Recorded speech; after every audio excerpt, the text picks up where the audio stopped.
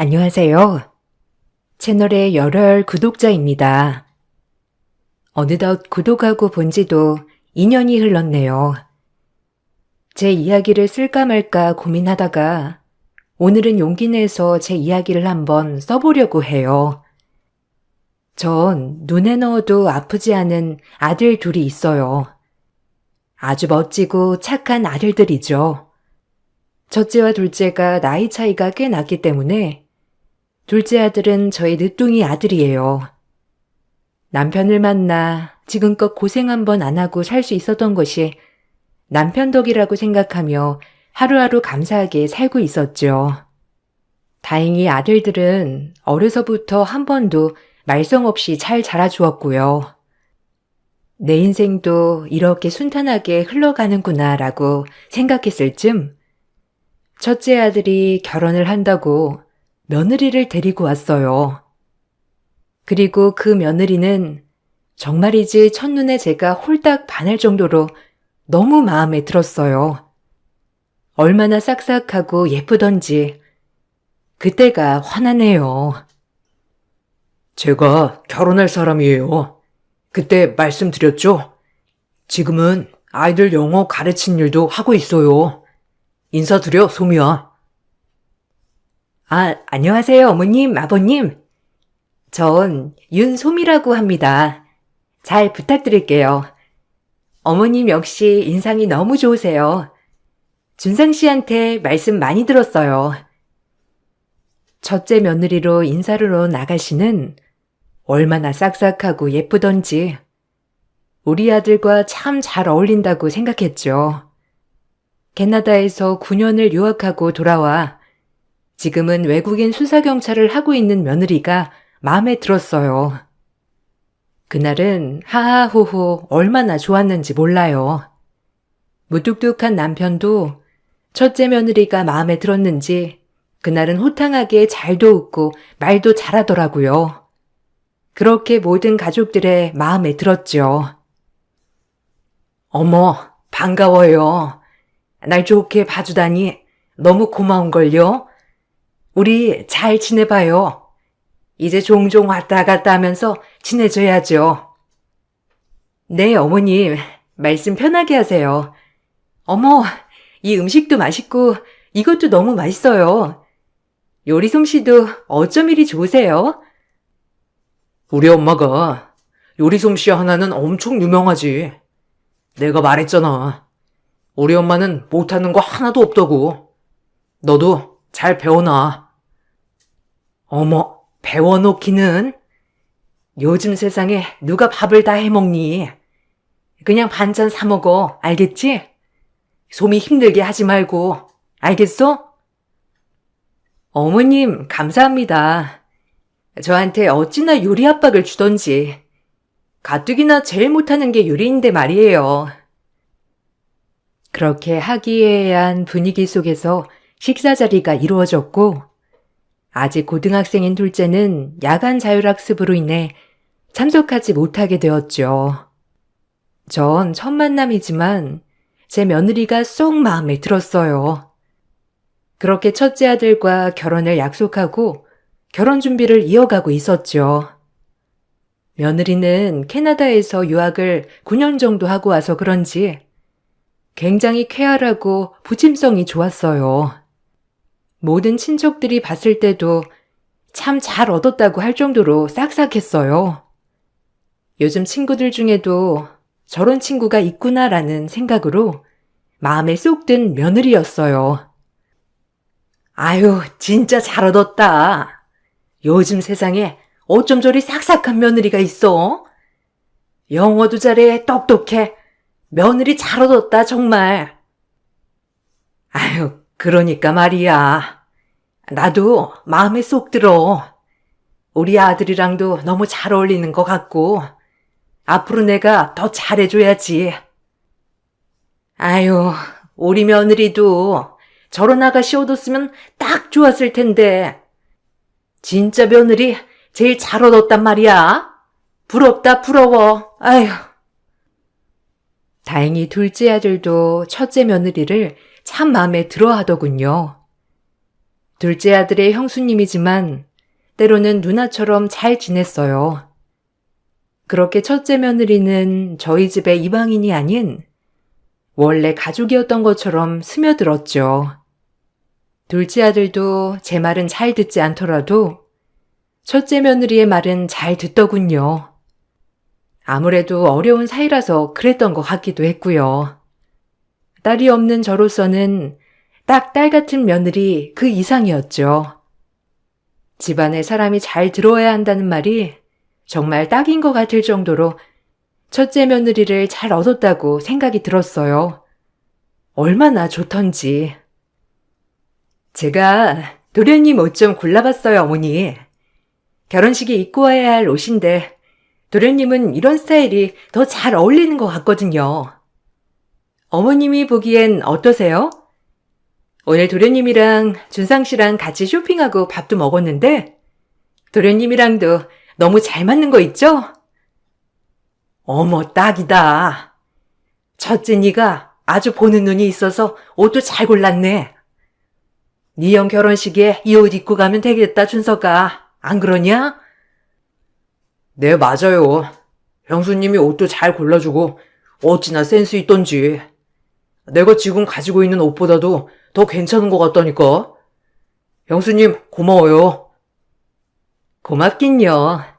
이제 가족인데 도련님 패션은 제가 책임지겠습니다. 저도 준상 씨 덕분에 좋은 사람들을 만나게 돼서 너무 좋아요. 그렇게 첫째 며느리는 저희 집의 안성맞춤이었어요. 그렇게 결혼식을 진행하게 되었고 사돈어른들을 배웠을 때 역시나 고운 딸 곱게 키워주신 분들 같이 정말 점잖으셨어요. 우리 아들이 언제 이렇게 커서 장가를 가나 했더니 첫째 아들 장가를 보내고 나서 참 많은 생각이 들더군요. 이제 둘째만 보내면 된다는 생각도 함께 말이죠. 너무 기쁜 날인데도 불구하고 그동안 우리 아들이 사고 한 번 안 치고 곱게 자라준 게 너무 고마워서 눈물도 났어요. 그렇게 기쁨의 결혼식이 끝나고 첫째 며느리가 드디어 온전한 저희의 식구가 되었어요. 애들 신혼집을 저희 집 근처로 얻어줬기 때문에 자주 볼 수 있었어요. 물론 제가 찾아간 건 아니고 첫째 며느리와 첫째 아들이 종종 집에 자주 놀러 왔거든요. 그리고 자연스레 첫째네는 아이를 갖게 되었고 결혼한 지 6년이 되어갔죠. 그때까지만 해도 전혀 아무런 이상도 없었어요. 하지만 문제는 둘째가 성인이 되면서부터 시작했습니다. 아니, 회식한다더니 왜 이렇게 늦게 들어오는 거야? 엄마가 걱정을 얼마나 했는데 엄마가 너 늦으면 뭐라고 하니? 그냥 언제쯤 오겠다고 말만 해주면 되는데 지금이 아침이야, 인서가. 아무리 네가 성인이라도 그렇지. 부모랑 같이 살면서 걱정시키고 싶어? 아, 그렇게 됐어요. 죄송해요. 필름이 끊겨서 연락을 놓쳤어요. 그래도 이렇게 잘 왔으니 됐잖아요. 걱정 놓으세요, 이제. 둘째 아들은 대학교를 졸업하고 회식이란 핑계로 매번 아침에 들어오거나 말도 없이 새벽에 집을 나가는 일이 잦아졌어요. 학창 시절에 한 번도 사고를 친 적이 없던 아들이었기에 성인이 되었지만 조금 불안한 것도 사실이었죠. 남들에게만 이런 일이 생길 줄 알았는데 막상 저에게 이런 일이 생기니 원래도 불안증이 심한 저로서는 더더욱 불안해지더군요. 이런 마음과 함께 둘째 아들을 그래도 믿었기에 조금은 덜 걱정하자라는 마인드도 있었어요. 하지만 둘째 아들은 점점 더 제가 알던 아들의 모습이 아닌 정말 딴 사람이 되어갔어요. 저에게 돈을 꾼다거나 자기 아빠에게 돈을 달라고 하거나 하는 일도 있었거든요. 점점 변해가는 아들의 모습을 지켜보는 것 또한 너무 힘들었죠. 단 한 번도 윽박을 지르거나 혼낸 적 없었지만 성인이 되어서는 늘 제가 잔소리를 입에 달고 살았거든요. 어찌나 제 자신이 싫던지. 아마 자식에게 화를 내본 부모들은 이 심정을 잘 알 거예요. 엄마, 저 돈 좀 꺼줄 수 있어요? 회사에서 급하게 돈을 빌렸는데 갚아야 해서 오늘까지 갚기로 했거든요. 뭐? 돈을? 아니, 네가 무슨 돈이 필요하다고 돈을 꺼?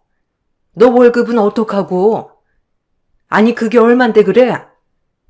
너 혹시 도박 같은 거 하니? 아니에요. 그냥 돈이 필요해서 그런 거라니까요. 300만 원만 꺼주세요. 네? 다음 달 월급 타면 갚을게요, 엄마. 너 진짜 무슨 일 없어? 안 그러던 애가 도대체 왜 이래 정말? 돈이야 꺼줄 수 있지만 어디다 돈을 썼는지 말을 해야 할 거 아니야. 다짜고짜 돈을 꺼달라는 둘째의 말에 당황을 했고 아무리 돈을 어디다 썼냐고 물어도 꿈쩍 않고 대답도 안 했죠. 전 아들에게 돈을 꺼주기 시작했어요. 처음엔 300으로 시작된 돈이 점점 400, 500이 되더라고요. 이대로 있을 순 없겠다 싶어 아들에게 도대체 돈을 어디다 썼냐고 꼬치꼬치 물어야겠다 생각을 했죠. 혹시라도 허튼 짓 하는 건 아닐까 하는 걱정이 앞섰기 때문이에요. 요즘 코인이다 주식이다 하는 것들도 굉장히 접하기 쉬워졌고 더더구나 혹시나 허튼 짓을 하는 건 아닌가 하는 마음이 제일 불안했어요. 사실대로 말해. 너 무슨 돈이 그렇게 필요하다는 거야? 네가 사업을 하는 애도 아니고 직장인인데 아니 직장 월급은 어쩌고. 그냥 쓸 데가 있어서 그랬어요. 그냥 엄마는 모른 척 해주시면 안 될까요? 다시 돈 끌 일 없을 거예요. 그러니까 걱정 안 하셔도 돼요. 걱정을 안 하기는? 어떻게 엄마가 아들 걱정을 안 하니? 너 진짜 어떻게 된 거야? 어? 요즘 말도 부쩍 안 하고 너 같지도 않아. 밤새 안 들어오는 건 기본이고 뭐 했냐고 해도 대답도 않고 엄마가 너 믿어줄 때 행실 똑바로 해. 알겠어? 엄마는 너 믿는다. 절대 대답을 하지 않는 아들이 너무나도 답답했지만 어르고 달래도 대답을 하지 않는 아들의 입을 여는 건 쉬운 일이 아니었어요. 그렇게 아들 걱정에 하루하루 지새우고 있을 무렵 첫째 며느리가 잠시 캐나다에 볼일을 보러 가는 일이 있었어요. 한국에 나온 후 처음으로 캐나다로 들어가는 일이기도 했죠. 전 그렇게 큰 며느리 배웅을 해주고 마음 한편엔 아들에 대한 걱정이 앞서고 있었습니다. 출장 때문이기도 했지만 그동안 큰 며느리를 많이 의지해왔기에 갑작스럽게 떠난다고 하니 마음이 착잡하더라고요. 어머님, 저 잘 다녀올게요. 혹시 무슨 일 생기시면 바로 연락해 주세요. 오래 가는 것도 아닌데 이렇게 오두방정을 떠네요. 아니야. 몸 조심하고 너야말로 혹시라도 무슨 일 있으면 바로 연락하렴. 잘 다녀와. 일도 일이지만 친구들도 만나고 알겠지? 나도 같이 갔어야 하는데 일 때문에 도무지 시간을 뺄 수가 없네. 이서 걱정은 하지 말고 당신 잘 다녀와. 일도 잘 마무리하고. 그렇게 첫째 며느리를 배웅해 주었어요. 일 때문에 캐나다를 들어간 첫째를 뒤로하고 전 여전히 둘째 걱정을 하고 있었습니다. 둘째는 여전히 집에 안 들어오거나 늦게 들어오는 일이 잦았고 그렇게 걱정만이 앞서고 있을 때 어느 날 둘째가 느닷없이 얘기하더라고요. 결혼을 하겠다고요. 26살인 나이가 많다면 많지만 결혼하기엔 어린 나이에 결혼을 한다고 하니 걱정부터 생겼죠. 그것뿐만 아니라 상대방은 7살이나 많은 연상이었으니까요. 어느 부모가 받아들일까요? 솔직히 처음엔 납득하기 힘들더라고요. 아니, 무슨 말이야? 결혼이라니? 아니, 춘서가, 너 26살이야. 얼마 전까지 300도 없어서 엄마한테 꾸고 그랬잖아. 근데 결혼? 허락해 주세요. 정말 사랑하는 사람이란 말이에요. 그 사람도 저 많이 사랑하고 나이는 많지만 좋은 사람이에요. 네? 좀 천천히 생각하자. 아예 반대하는 게 아니라 네가 준비가 아직 안 되어 있는데 어떻게 결혼을 허락하라는 거야? 일단 네 형수 한국 들어오면 가족 다 같이 있을 때 다시 얘기하자. 너 지금 너무 성급한 거 알아? 생뚱맞게 무슨 결혼이야? 남편과 저는 천천히 생각해보자고 달랬지만 아들은 끝까지 결혼을 밀어붙였죠. 너무 답답했어요. 그럼 그동안 돈을 가져간 게 저 여자 때문이었을까라는 생각도 들면서 별별 생각이 다 들더라고요.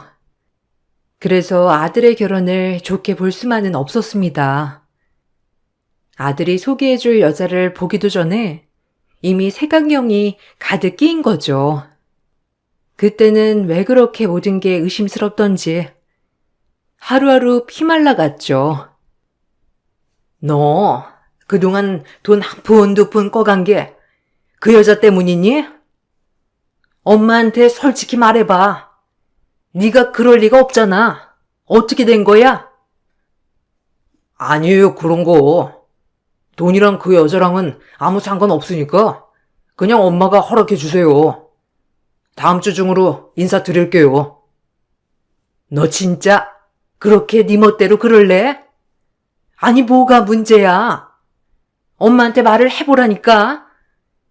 혹시 빚 독촉 같은 거 받는 건 아니지? 아니라니까요. 엄마도 보시면 좋아해 줄 거예요. 나이는 많지만 그래도 따뜻하고 참 정 많은 사람이에요. 저한테 지금 제일 의지가 되는 사람이기도 하고요. 허락해 주세요. 전 꼭 결혼하고 싶어요. 절 제일 잘 알아주는 사람이거든요. 둘째는 무조건적으로 인사를 드린다고 하였고 방으로 들어가 버렸죠. 평소에 정말 고분고분하던 아들이었기 때문에 이런 통보 자체도 너무 당황의 연속이었어요. 그렇게 아들이 며느리감을 소개해준다고 통보한 그날이 다가왔고 전 그래도 우리 집에 처음 인사를 오는 것이니 진수성찬으로 밥상을 차렸어요. 우리 집에 처음 오는 손님이니 그래도 극진히 대접하고 싶었거든요. 그렇게 둘째가 결혼하겠다고 데리고 온 사람을 처음 보는 날 생각보다 순수한 인상에 많이 놀랐고 또 싹싹한 모습에 호감이 갔죠.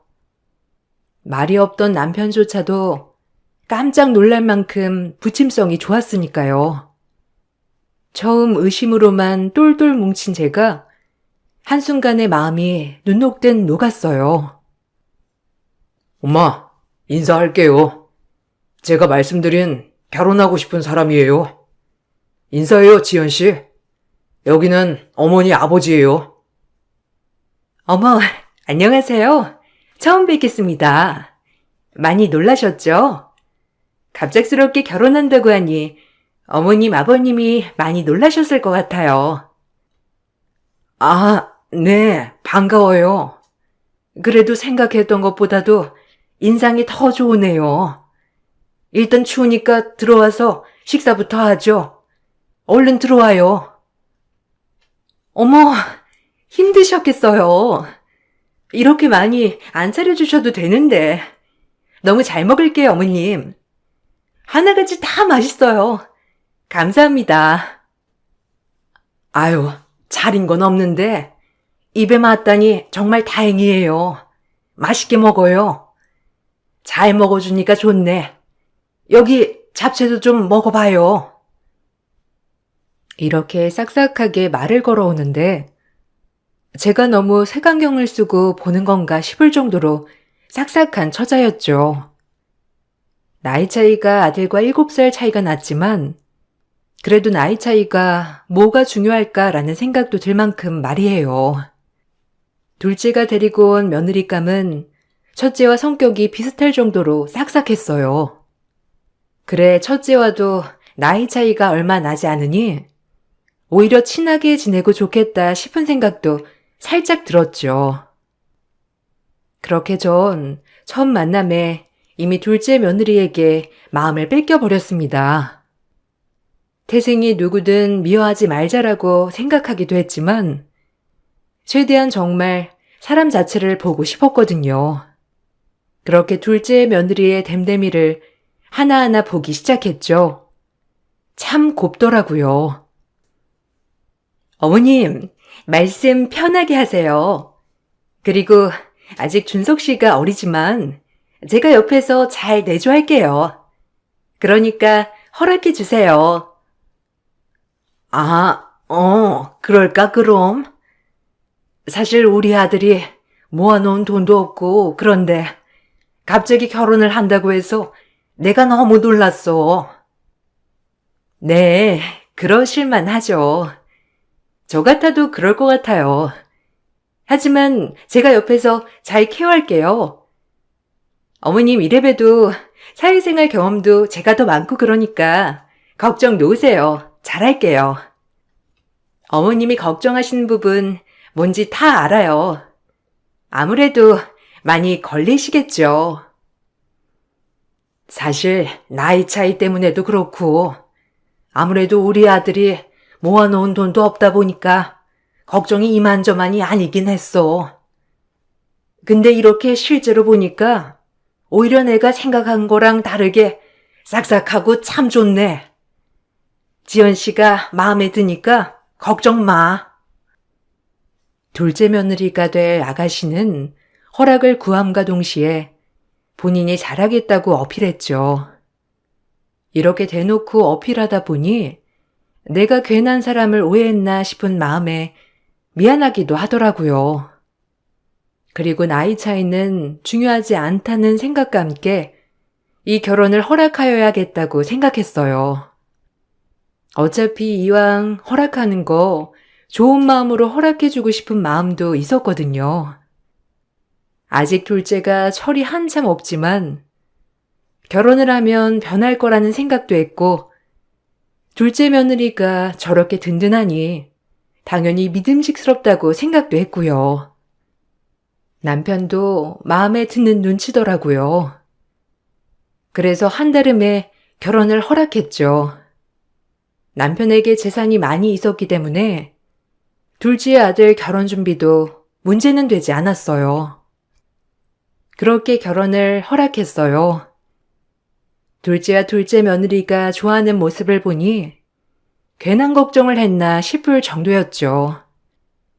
아직 아들의 돈이 투명하게 어디로 쓰였는지 의심은 갔지만 둘째 며느리와는 상관없는 일일 거라고 생각하며 애써 부정했어요. 그리고 둘은 결혼을 준비했죠. 둘째 며느리가 나이가 있었기 때문에 결혼을 서두르더라고요.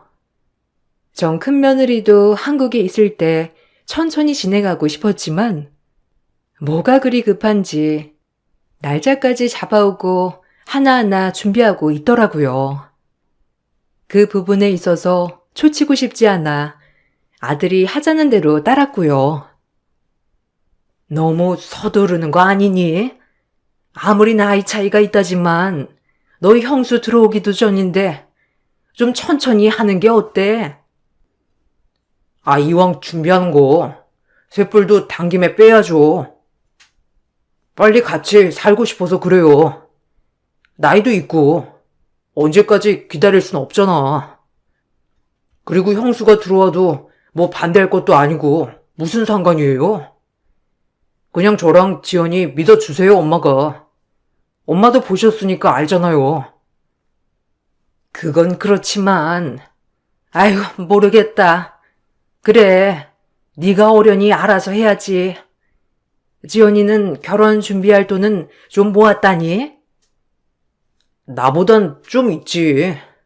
근데 어차피 우리도 결혼 준비하는데 문제는 없잖아요. 내가 돈이 어디 있는 것도 아니고.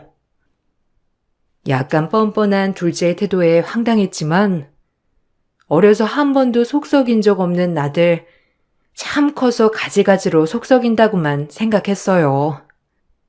그리고 내 아들을 믿기 때문에 결혼을 준비해주는 돈이 하나도 아깝지 않았죠. 오히려 하나라도 더 해주고 싶은 마음이었으니까요. 그렇게 상견례가 진행이 먼저 되었고 사돈어른들도 나쁘지 않았지만 며느리 될 아이와 사돈어른들이 묘하게 닮지도 않고 굉장히 남 같다고 생각했어요. 말도 별로 없으시고 딸에 대해 아는 것도 별로 없는 느낌이었거든요. 그냥 알아서 잘 컸구나 라고 생각했고 오히려 우리 집에 시집 오면 사랑을 듬뿍 주어야겠다고만 생각했어요. 외롭게 하고 싶지 않았거든요.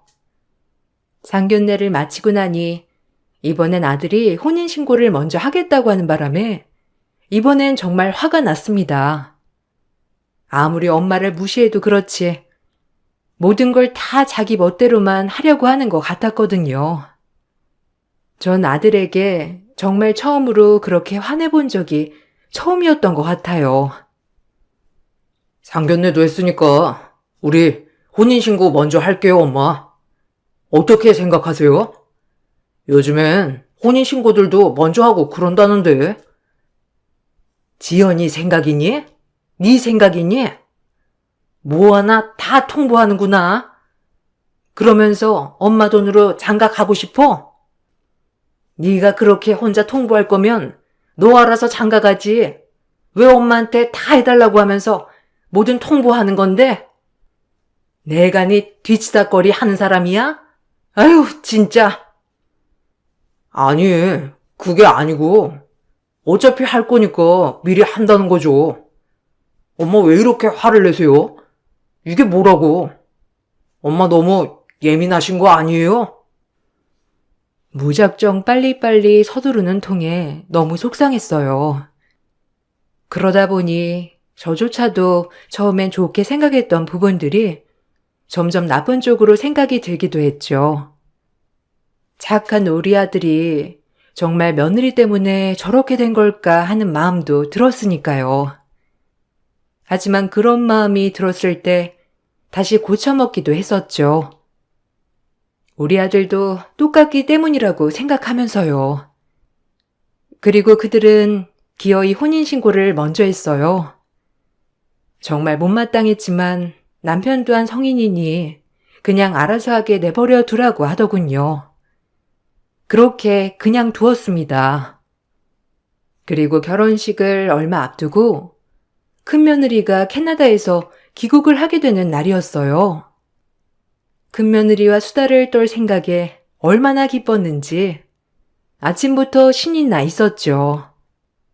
역시나 큰며느리는 귀국을 하자마자 저희 집으로 왔고요. 전 이런저런 얘기를 했어요. 아니, 도련님, 아니 이제 서방님이라고 불러야 하죠? 언제 이렇게 커서 장가를 간다니 신기하네요, 정말. 아유, 그러게 말이야. 만년 고등학생인 줄 알았지? 그래도 결혼식 하기 전에 너 귀국해서 정말 다행이다. 일은 잘 해결됐니? 네, 그럼요. 저도 동서되는 분 굉장히 궁금한데. 어머님, 사진 없어요? 우리 서방님 홀딱 빠지게 한 분이 누굴까? 첫째 며느리가 사진이 궁금하다기에 전 사진을 보여줬어요. 그나마 상견례에 찍은 사진을 말이에요. 첫째 며느리는 둘째 며느리가 나온 사진을 한참 들여다보더니 경악을 금치 못했어요. 그러고는 저보고 이 이름이 맞냐고 물어보더라고요. 전 처음 들어보는 이름에 아니라고 말을 했죠. 그랬더니 첫째가 해준 말은 아주 놀라웠습니다. 얼른 서방님을 집으로 불러드리라고 했으니까요. 어머니, 혹시 이 여자 이름이 김채린 아닌가요? 아, 어떻게 이 여자가 지금 당장 서방님 불러야 해요. 아니, 임지연이라고 하던데 왜 아는 사람이니? 잘못 본 거 아니야? 넌 뭐 아는 애니? 하긴 둘째랑 7살 차이 나니까 아마 너랑 나이가 비슷할 거다. 왜 그러는 건데 불안하게? 혹시 뭐 아는 사이거나 그런 거야? 아니면 네가 잘 알아? 세상에 이런 일이. 서방님 즉시 떼어놓으세요. 당장요. 이 여자 정가 8범 사기꾼이에요, 어머니. 아, 진짜 기막혀. 뭐? 정가 8범? 아니, 그런 애가 어떻게 우리 아들이랑... 아니, 아우 머리야. 아니, 어떻게 된 거야? 이게 도대체... 그럴 리가. 첫째 며느리가 해준 얘기는 아주 놀라웠어요. 그 여자는 정가 8범의 사기꾼이었고 원래 본명은 김채린이었죠. 경찰인 저희 며느리가 잘 알더라고요. 해외 쪽에서도 사기를 많이 저질러서 저희 며느리가 잘 알더라고요. 지금은 소재 파악 중이라던데 그런 전과자가 우리 아들을 홀려놨다고 생각하니 기가 막힐 노릇이었습니다. 전 얼른 아들에게 전화를 걸었죠. 하지만 도통 전화가 되지 않았어요. 얼마나 심장이 쫄리던지. 전 며느리의 도움으로 아들의 위치를 추적해 갔어요. 그리고 아들을 찾았죠. 정말 기가 막히더군요. 아들 위치를 추적해 간 그 순간 전 사상 초유의 광경을 보게 되었으니까요. 정말 믿기지가 않더라고요. 저희 아들은 비닐하우스에서 돈놀이 관리직을 하고 있더군요. 얼마나 어이가 없던지 제가 등장하자 아들은 사색이 되었죠. 그리고 오히려 저를 반기는 눈빛도 있었어요. 제가 보기에 제 아들 눈은 엄마 이제라도 와줘서 고마워요 라는 눈빛이랄까요? 너 이게 뭐 하는 짓이야? 네가 왜 이런 데서 이런 일을 하고 있어? 어? 말해봐. 아니 그리고 너 네가 결혼하겠다고 하는 여자 뭐니? 엄마, 여기는 어떻게? 아니 여길 어떻게 찾아서 왔어요? 형수님도 귀국 가셨네요. 엄마 죄송해요. 아니 전 나쁜 놈이에요. 이게 지금 네가 하는 일이야? 회사에 취직했다더니 돈놀이를 하고 있어 네가? 내가 널 어떻게 키웠는데? 이게 뭐 하는 짓이야? 네가 이러고도 엄마 밥을 먹고 엄마한테 아무렇지 않은 척을 해? 네가 어떻게 그럴 수 있어? 너 준석이 맞니? 앞에서 소란을 피우자 그제야 뒤에서 한 여자가 등장하더군요. 그 여자는 다름 아닌 저에게 인사를 놓은 둘째 며느리였습니다. 아, 무슨 일이길래 이렇게 소란스러워? 뭐, 손님이 오셨나? 앞에 무슨 큰일 났어요? 아, 참나 시끄러워서 원. 그렇게 한 발짝 다가오던 둘째 며느리, 아니 그 사기꾼은 저희를 보자마자 발걸음을 멈추었고 우뚝 서 있었죠. 당황한 얼굴을 하고 사색이 되더라고요. 저희 큰며느리를 보고도 더 놀라더군요. 큰며느리는 기가 막힌 채로 그 여자의 이름을 불러댔고요. 김채린, 오랜만이야. 너 여기서 돈놀이 하고 있었니? 네가 포주였어? 아, 사진 찍는다. 기가 막혀. 우리 서방님이 왜? 아, 젠장? 어머니, 오해예요. 혹시 이분이랑은 어떻게 아시는 거예요? 아니, 그냥 준석 씨가 한번 경험해보고 싶다고 해서요. 그 여자는 말도 안 되는 소리를 내뱉었고, 이윽고 알게 된 사실은 제 아들이 한 번의 실수로 발을 들인 곳은 이 비닐하우스 돈놀이장이었죠. 그리고 빚을 져 저에게 돈을 껐던 거고요. 근데 이 김채린이라는 여자가 제 아들 그리고 우리 집의 재산 수준을 알고 작정하고 꼬셨더라고요. 그러면서 서서히 저희 아들이 이 여자에게 빠져들면서 여기 비닐하우스에서 포주를 도와 관리 일을 하고 있었어요. 사랑이라는 말도 안 되는 족쇄로 이 사기꾼은 저희 아들을 가스라이팅하기 시작했고, 혼인신고 또한 빨리 하려고 한 이유도 재산을 빨리 빼돌려 본인이 한몫 챙기려고 했던 거죠. 저희 큰며느리 덕분에 모두 여기 있는 사람들은 검거되었어요. 물론 저희 아들도요. 도박을 했다는 것이 용서가 될 수는 없었겠죠. 얼마나 화가 나고 어이가 없던지. 내가 자식을 그렇게 잘못 키웠나 싶더라고요. 그리고 마땅히 벌을 받아야 한다고도 생각이 들었어요. 그래야 정신을 차릴 것 같았거든요. 법의 심판을 제대로 받아야 하는 게 맞는 거고요. 네가 어떻게 그래, 엄마한테? 아니 그래, 누굴 탓하겠니? 너도 똑같은 자식이겠지. 남의 자식을 탓할 게 아니라 너도 문제였던 거야. 엄마는 정말 믿고 싶지도 않다. 어떻게 이런 일이, 속상해 정말. 말이 되는 상황이니 이게? 아들은 아무 말이 없더라고요. 본인도 이제서야 정신을 차린 듯 했죠. 그 전과자가 진술하기를 순진하고 집에 돈 많은 저희 아들, 집 땅을 해먹고 끝내려고 했다고 하더라고요. 그런 줄도 모르고 순진한 우리 아들은 그 여자를 사랑했죠. 거기다 돈놀이까지 하고 말이에요. 전 아들과 그 여자에게 똑같이 말했습니다. 아들은 그제야 본인의 잘못을 뼈저리게 느끼더라고요. 둘 다 똑같이 벌받아.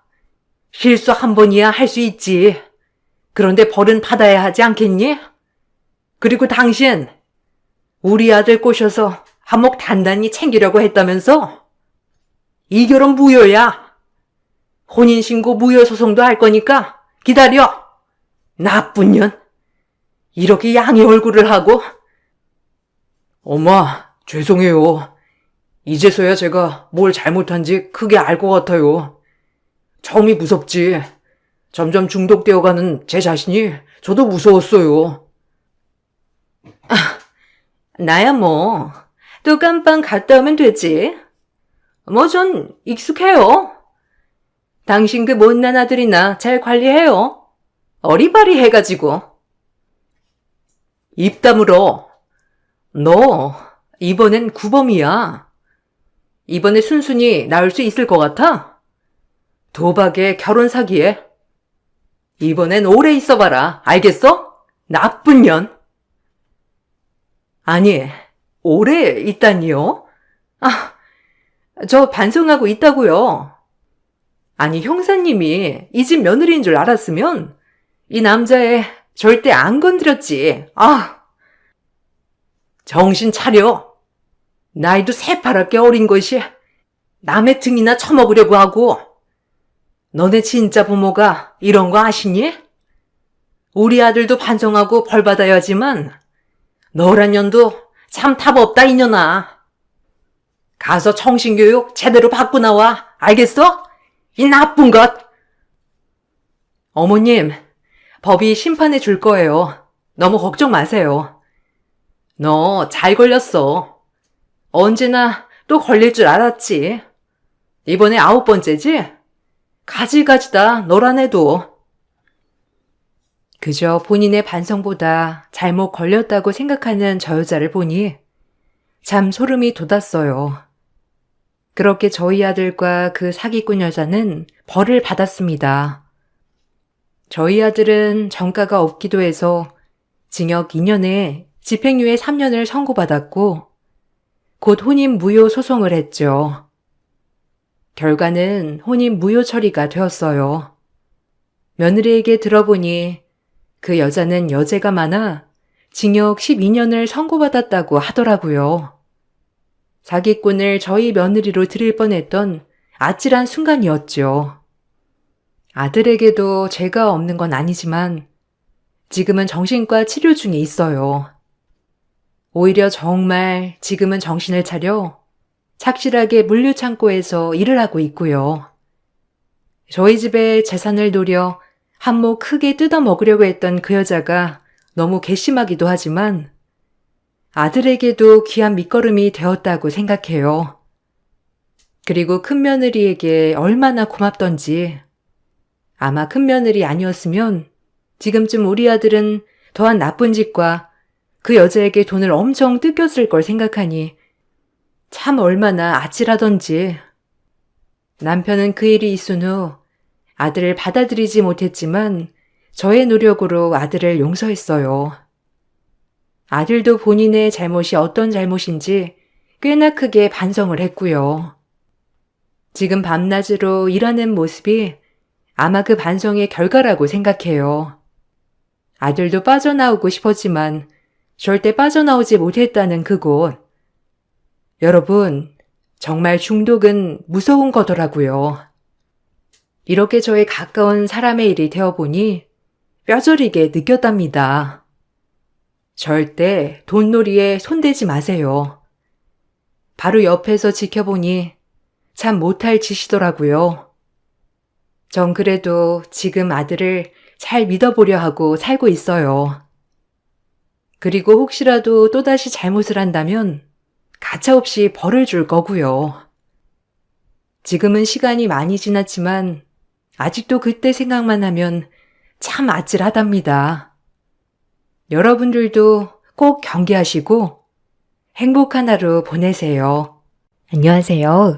저는 서울에 살고 있는 40대 초반 여자입니다. 저번 주 주말에 시댁에서 가족들과 모임을 가진 적이 있었어요. 시모의 건강에 문제가 생겨서 앞으로 어떻게 해야 될지 의논을 하기 위해 한자리에 모였지만 남편과 저는 시댁에 별로 오고 싶은 마음은 없었습니다.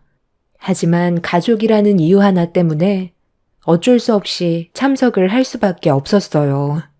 시부는 시모가 병원에 입원하는 걸 원하고 있었지만 시모는 원하지 않았어요. 그 이유는 익숙한 곳이 아닌 낯선 환경에서 지내게 되는 걸 원하지 않았습니다.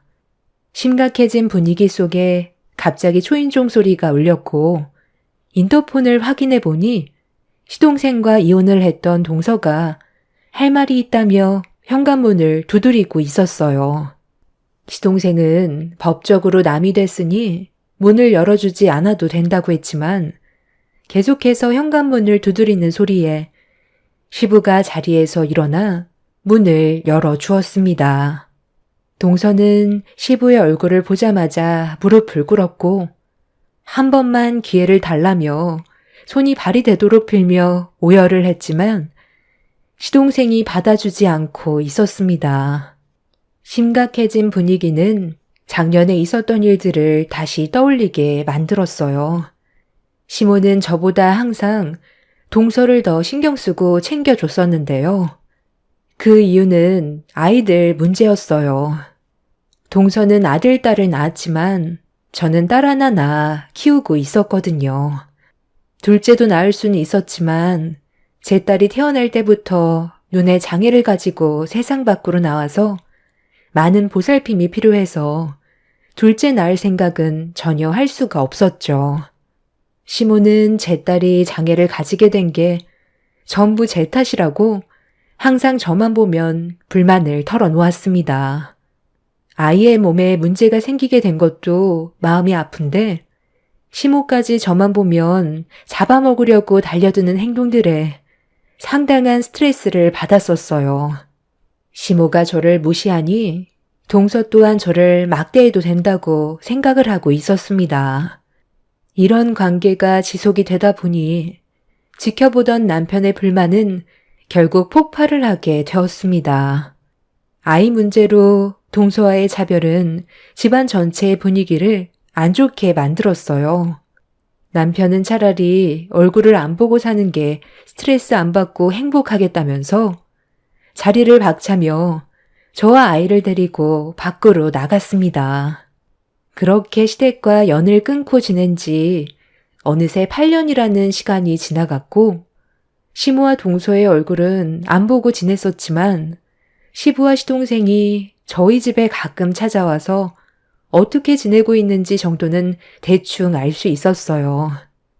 안 좋은 관계가 오랜 시간 지속이 되자 시부도 걱정이 많았는지 저희 집에 잠깐 오셨을 때 앞으로의 관계에 대해 물어보셨습니다.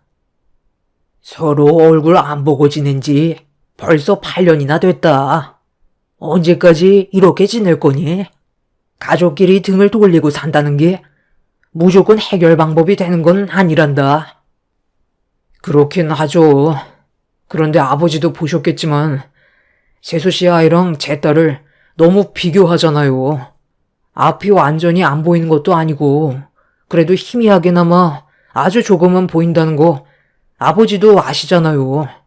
조만간 수술까지 계획이 되어 있어서 훨씬 더 좋아질 수 있는데 어머니랑 재수 씨가 제 딸을 바라보는 시선이 너무 불쾌하다고요. 몸이 좀 불편하다고 해서 차별 주는 것 자체가 문제였고 그것 때문에 이 사람도 정말 힘들어 했었는데 두 사람이 어떻게 행동했어요? 제 딸의 몸에 문제가 생긴 걸 이 사람 탓으로 돌렸잖아요. 저는 그런 모습들이 마음에 안 들었던 거예요. 그런데 지금 봐봐요. 8년의 시간이 지나는 동안 저희한테 연락 한 번 했어요? 문자 한 통도 안 왔어요. 그게 무슨 뜻인지 아버지도 모르는 건 아니잖아요. 그냥 얼굴 안 보고 지내겠다는 건데 저희가 왜 먼저 연락을 해야 되는지 모르겠어요. 아무튼 저희는 그때의 감정들이 아직까지 상처로 남아있고 가슴 깊이 멍이 들어있기 때문에 아직 얼굴을 마주하고 싶지 않아요. 저도 같은 의견이에요. 어차피 서로 좋지 않은 감정에서 얼굴 봐봤자 또다시 상처만 받고 돌아올 텐데 그럴 바엔 지금처럼 서로 얼굴 안 보는 게 속 편할 것 같아요. 시부는 고민이 많았는지 한참 동안 생각에 빠져 있었습니다. 집안의 가장으로서 이런 불화가 지속이 되는 걸 원치 않았던 시부는 감정의 골이 더 깊어지기 전에 하루빨리 해결을 하고 싶어 했어요. 가족끼리 등 돌리고 사는 게 좋지 않다는 걸 저 또한 알고는 있었지만 8년 전에 너무 큰 상처를 받았고 제가 먼저 다가갈 이유가 없었기 때문에 시모와 동서가 잘못을 인정하고 먼저 손을 내밀기 전까진 저희 부부는 움직이지 않을 생각이었습니다. 그렇게 시부와 짧은 시간 동안 대화를 나누게 되었지만 해결할 수 있는 방법은 찾지 못했었죠. 몇 달 뒤 오게 될 설 명절날 서로 함께 모여 좋게 풀어나가길 원했던 시부의 생각을 저희 부부가 모르는 건 아니었지만 원인 제공자인 시모와 동서가 움직이지 않는 한 저희가 먼저 시댁에 찾아갈 일은 없었습니다. 그리고 제 딸의 수술이 코앞이라 여러 가지 신경 쓰는 일이 만들고 싶지 않았어요. 그렇게 시부가 돌아가시고 몇 주 뒤 제 딸은 눈 수술을 하게 되었습니다. 반맹아라고 사물의 분간은 어느 정도 가능하나 생활을 할 수 있을 정도는 아니라서 저희 부부는 제 딸이 어느 정도 수술을 감당할 수 있을 나이대까지 기다리기로 했었어요. 담당 의사 또한 수술이 급한 건 맞지만 너무 어렸을 때 수술을 진행하는 것보단 시간을 두고 수술을 할 수 있을 정도의 체력과 여러 상황들을 고려해 좀 더 지켜보기로 했던 거였어요. 그리고 어느 정도 시기가 맞았을 때 제 딸의 눈 수술이 결정이 되었고 정말 다행이었던 건 성공적으로 수술이 끝이 나게 돼서 정상인들처럼 완벽하게 세상을 선명하게 볼 수는 없었지만 그래도 예전에는 보기 힘들었던 글씨 또한 읽어내려갈 수 있었습니다. 그리고 이 소식을 들었는지 8년 만에 처음으로 시모에게 먼저 전화가 왔어요. 고민 끝에 시모가 8년 만에 저에게 연락한 이유를 들어봐야 할 것 같아 통화 버튼을 눌렀습니다. 시모의 첫마디는 상당히 밝았었어요. 그동안 잘 지내고 있었니? 최근에 수술이 성공적으로 끝났다면서? 시간이 지날수록 시력이 좋아진다던데. 그동안 마음고생 많았겠네. 이제 설 명절도 얼마 남지 않았는데 너희 시아버지가 언제까지 연락 안 하고 지낼 거냐며 하도 난리를 쳐서 이번에 우리 손녀 얼굴도 좀 볼 겸 한번 들렸으면 좋겠다. 가봤자 어차피 안 좋은 말만 듣게 될 텐데 상처되는 말 들을 바엔 안 가는 게 좋을 것 같아요. 그리고 어머님은 지금 저희 가족한테 미안한 마음에 내켜서 전화한 건 아니잖아요. 아버님이 화내셔서 억지로 어쩔 수 없이 전화하신 걸 텐데 가봤자 저희가 얻을 수 있는 건 없을 것 같아서요. 아이 참, 어머님, 저 좀 바꿔주세요. 형님, 저예요. 이번에 그냥 좀 오면 안 돼요? 아버님 때문에 눈치 보여서 살 수가 없어요. 그리고 이번에 어머님이 형님한테 줄 게 있나 봐요. 뭔진 잘 모르겠지만 일단 와서 받아가는 게 좋겠어요. 잠깐 얼굴 보는 건데 그게 그렇게 어려운 건 아니잖아요? 8년간 얼굴 안 보고 지냈으면 충분하다고 생각하는데요. 이번에 민서 입학하지 않아요? 우리 둘째 효주도 이번 연도에 입학하잖아요. 그래서 어머님이 겸사겸사 모이자고 하는 거니까 이번 기회에 하고 싶은 말 있으면 설 명절 때 꼭 오세요. 저도 눈치가 있지. 아버님 화가 머리끝까지 올라왔는데 쓸데없이 입 놀리진 않는다고요. 시모와 동서는 시부 때문에 스트레스를 많이 받고 있었는지 8년 만에 처음으로 전화해서 명절날 서로가 쌓였던 불만들에 대해 풀자며 시댁으로 모이길 원하고 있었습니다. 옆에서 묵묵히 듣고 있던 남편은 별로 느낌이 좋지 않다며 무슨 생각을 가지고 있는지 알 수 없기 때문에 혹시 모를 또 다른 상황들로 인해 힘들어질까봐 걱정을 하고 있었어요. 그렇게 저희 부부는 한참 동안 고민을 한 끝에 8년 만에 처음으로 설 명절날 시댁으로 향하게 되었습니다.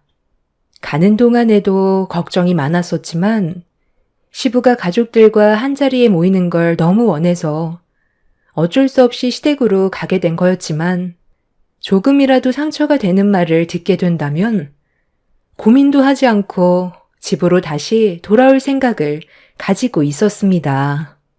그렇게 8년 만에 시댁에 발을 들인 순간 시부와 시동생은 밝은 얼굴로 저희 가족을 반겨주었어요.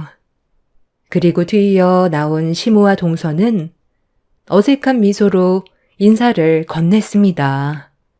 두 사람은 저희 부부의 얼굴보다 제 딸의 수술 결과가 더 궁금했는지 제 딸에게 시선을 떼지 못하고 있었어요.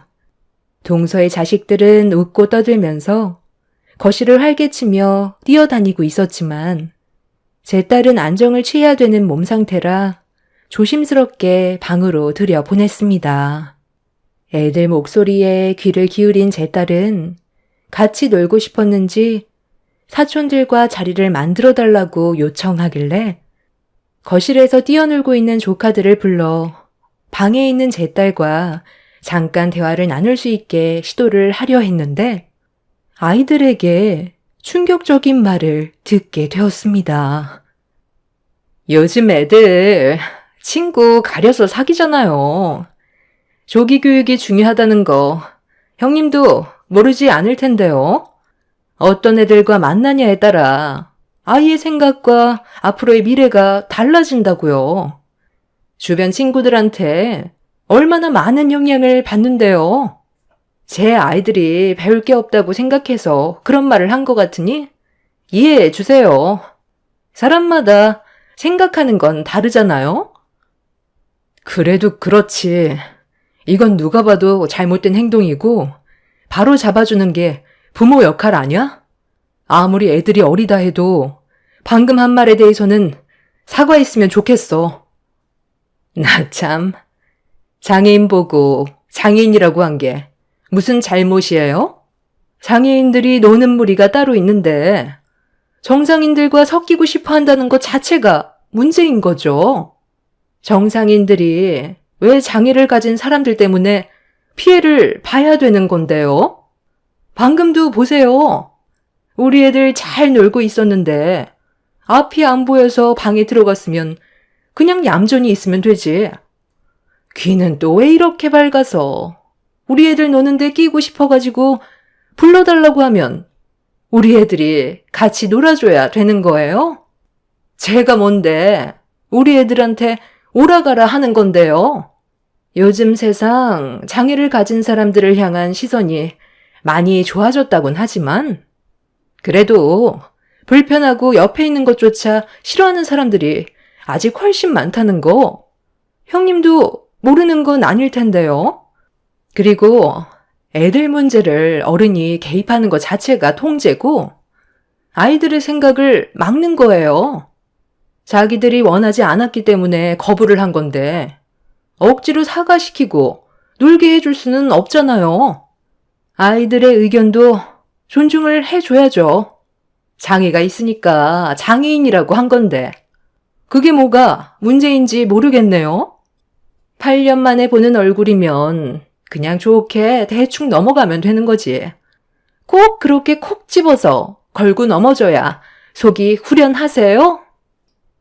동서는 자기 자식들에게 한마디 했다는 것 때문에 상당히 기분이 나빴는지 얼굴을 붉히면서 흥분을 가라앉히지 못했습니다. 가족들 모두 그런 동서의 모습을 바라보면서 당황해했고 저희 부부는 시댁에 오자마자 동서의 불편한 행동 때문에 어떻게 대처를 해야 될지 모르겠더라고요. 예전보다 더 대범하게 거침없이 본인이 하고 싶은 말만 내뱉는 모습에 집안 분위기를 순식간에 망쳐 놓았습니다. 가족들이 모두 한자리에 모여 있으면 그래도 최대한 말실수하지 않게 조심해야 되는데 동서는 앞뒤 가리지 않고 본인이 하고 싶은 대로 행동을 하고 있었어요. 시모는 붉어지는 시부의 얼굴을 보곤 또다시 큰일이 생기지 않게 하려고 서둘러 상황을 마무리 지었고 어서 저녁이나 먹자는 말로 분위기를 전환시키려 했어요. 시모는 상 차리는 걸 도와달라고 저를 주방으로 불렀습니다. 동서는 본인이 뭘 잘못했는지 전혀 인지하지 못한 상태에서 투덜거리며 주방으로 들어왔어요. 시모는 저와 동서를 식탁에 앉히더니 대화를 이어나갔습니다. 너희 시아버지 성격 뻔히 알면서 꼭 그렇게 했어야 돼? 애들 집으로 돌아가면 그때 뒷감당할 자신이 있니? 내 큰아들 입에서 2번 다시 오지 않겠다는 말이 나오는 순간 우리 입장도 상당히 안 좋아진다는 거 몰라? 아까 뭐라고 했는지 못 알아들은 건 아니잖아. 어떤 일이 생기더라도 오늘만큼은 불만이 있어도 서로 참고 조용히 넘어가자고 했는데 지금 네가 하는 행동을 봐봐라. 어른들 보는 앞에서 네가 큰 며느리한테 대들면 분위기가 어떻게 흘러가겠어? 내가 조금만 늦게 상황을 반전시켰다면 너희 시아버지 입에서 상당히 거친 말들이 나왔을 거다. 다시 한번 말하지만 오늘만큼은 무슨 일이 있어도 참아야 된다. 원래 식사 끝나고 주려고 했는데 네가 지금 기분이 별로 안 좋아 보이는 것 같아서 미리 주는 거니. 이거 받고 오늘은 그냥 아무 말도 안 했으면 좋겠다. 알겠지? 우리 손녀딸이 이번에 국제학교 입학한다면서 돈도 상당히 많이 들어간다는 말을 내가 들었거든. 그래서 조금이라도 도와주려고 준비했으니까 학교 들어가는데 보태거라. 지금 내가 가지고 있는 현금이 1억밖에 없어서 일단 그것만 준비해 준 거니까 나중에 더 필요하다고 말하면 바로 계좌로 싸줄 테니 부담 갖지 말고 넣어둬라. 그리고 이건 네 거다. 네 딸도 이번에 학교 입학한다면서 맹아 학교라던데. 작은 며느리보다 일찍 우리 집 식구가 됐는데 애가 늦게 생겨서 어떻게도 입학식이 비슷한 날짜에 잡혔네. 쟤는 맹아 학교에 입학한다고? 그럼 그곳은 눈이 안 보이는 애들만 들어가는 곳인가 봐. 그래서 너한테 이걸 좀 준비했다. 그래도 꽤 비싼 걸로 준비했으니까 앞으로 이거 들고 다니면 될 거다. 수술을 해서 앞이 좀 보인다 해도 맹인인 건 맞는 거잖아. 시모는 동서에게 입학 선물로 1억을 건네주었고 제 딸은 맹인 스틱을 건네주었습니다. 살면서 필요한 물건은 맞지만 시모의 말들이 저에게 상당한 아픔으로 다가왔어요. 장애가 있다는 이유로 신체적 문제를 거론하면서 맹인 스틱 주는 것도 감사하게 생각해야 된다며 돈을 줘봤자 깨진 항아리에 물 붓기라며 돈을 써봤자 시모가 느끼는 만족감이 없을 것 같다고 제 딸과 동서 딸을 대놓고 비교하고 있었습니다. 어른들부터가 비교를 하는데 애들이 뭘 보고 배웠겠어요. 동서나 시모나 다를 건 전혀 없어 보였어요. 식탁 테이블에 올려져 있던 스틱을 주워 들었는데 뭔가 이상한 점을 발견했어요. 보통 맹인 스틱의 경우 접이식으로 되어 있어서 펼치면 자동으로 스틱이 펴지게 되어 있는데 보니까 제일 하단 부분이 고장난 건지 펴지지 않고 꺾여 있더라고요. 뭔가 이상해서 자세하게 살펴보니 스틱 아랫부분이 상당히 심하게 휘어져 있었습니다. 하자가 있는 스틱을 건네준 시모에게 불량인 것 같다고 얘기하자 돌아오는 대답이 정말 어이가 없었네요. 그게 말이야. 내가 너 오기 전에 맹인인 것처럼 사용을 한번 해봤거든. 그런데 눈을 감고 걸어가다 보니 덕을 넘지 못해서 넘어졌는데 그때 휘어져 버렸지 뭐냐. 그래도 사용하는데 문제는 없을 것 같아 준 거니까 대충 사용하면 되지 않겠어? 어차피 시력도 조금씩 회복이 되고 있는 중이라며. 혹시 모르니까 가지고만 있던지 쓸 수 없을 것 같으면 그냥 버려라. 인터넷에 보니까 맹인 스틱 10,000원도 안 하더구만. 너도 몇 개 있을 거 아냐. 지금 네가 들고 있는 거 AS가 되는 제품이긴 한데 내가 그거 고쳤을 시간이 어디 있니? 그런데 눈이 보이는 건 맞는 거지? 수술이 성공적이었다면서. 그런데 바라보는 시선이 아직 초점이 안 맞아서 그런지 눈에 사시가 있는 것 같더라. 아까 그 모습을 보는데 여자로 태어나 결혼 한번 못 해보겠구나. 그 생각이 먼저 들더라고. 맹인들은 맹인들끼리 결혼하니? 그럼 그 사이에서 태어난 아이도 맹인이 되는 거야? 맹인도 유전일지도 모르잖아. 너희 집안에 시각장애를 가지고 있는 사람들은 없었니? 에휴, 너희들만 보면 한숨밖에 안 나온다. 오늘은 떡국으로 대충 때울 테니까 서둘러 준비하도록 하자. 다들 바쁜데 빨리 먹고 가야 할 거 아니야? 언제까지 우리 집에 붙어 있을 순 없잖아. 시모는 자리에서 일어나 냉장고로 향했어요. 시모의 한마디 한마디가 저에게 엄청난 상처로 가슴에 박히는데 제가 왜 이런 말을 듣고 있어야 되나 싶더라고요. 8년 전이나 지금이나 달라진 건 아무것도 없다는 걸 느끼게 되는 순간이었고 남편과 집으로 돌아가게 되면 다시는 시댁에 오고 싶지 않았습니다. 동서는 기분이 금세 풀려서는 시모 옆에 찰싹부터 음식을 준비하고 있었어요. 그 모습들을 보면서 저도 제 할 일을 찾아 식사를 준비했고 그렇게 가족들이 모두 둘러앉아 자리에 앉았는데 갑자기 제 딸이 시모가 앉을 자리에 있던 떡국과 제 것을 바꿔달라고 보채고 있었습니다. 이유를 알지 못해 왜 바꿔야 되냐고 물어봤는데 제 딸은 계속 떡국을 바꿔달라는 말만 반복했어요. 저는 그런 딸의 기분을 맞춰주기 위해 떡국을 바꿔놓았고 그렇게 모두 함께 모여 8년 만에 첫 식사를 하게 되었습니다.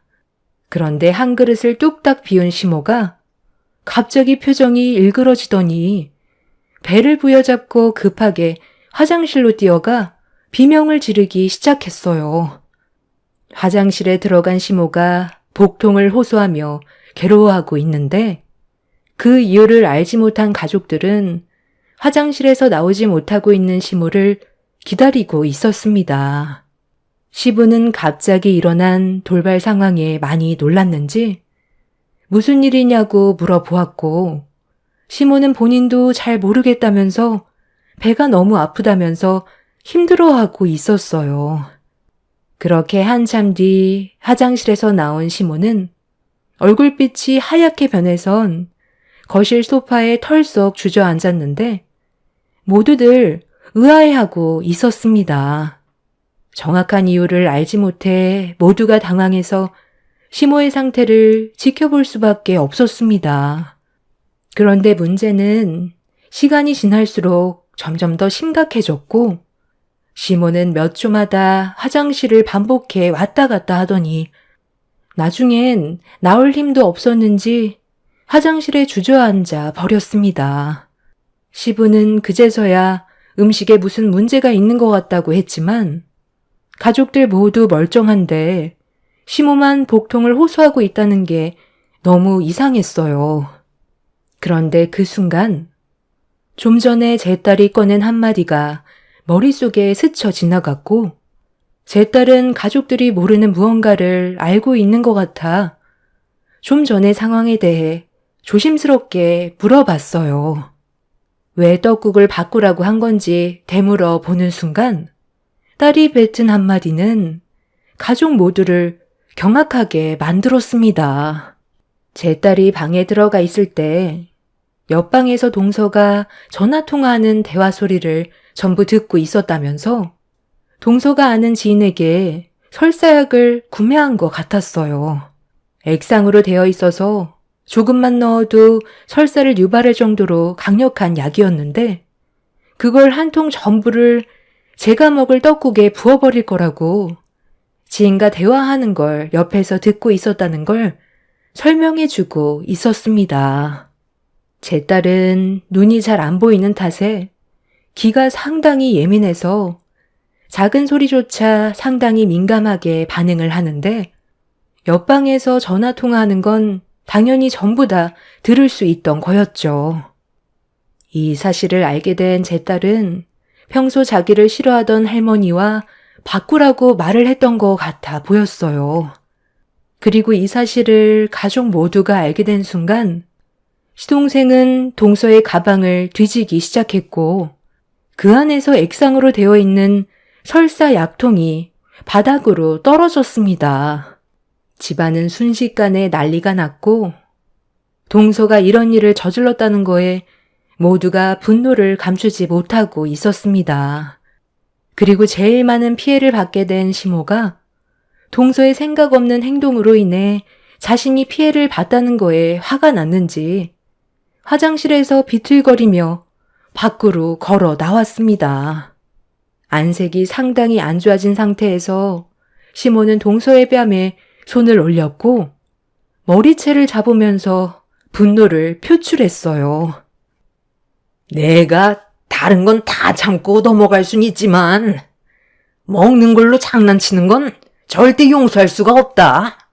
지금 내 몸 상태가 어떤 줄 알고는 있니? 네가 생각 없이 저지른 행동 때문에 지금 서 있는 것조차 힘들다고.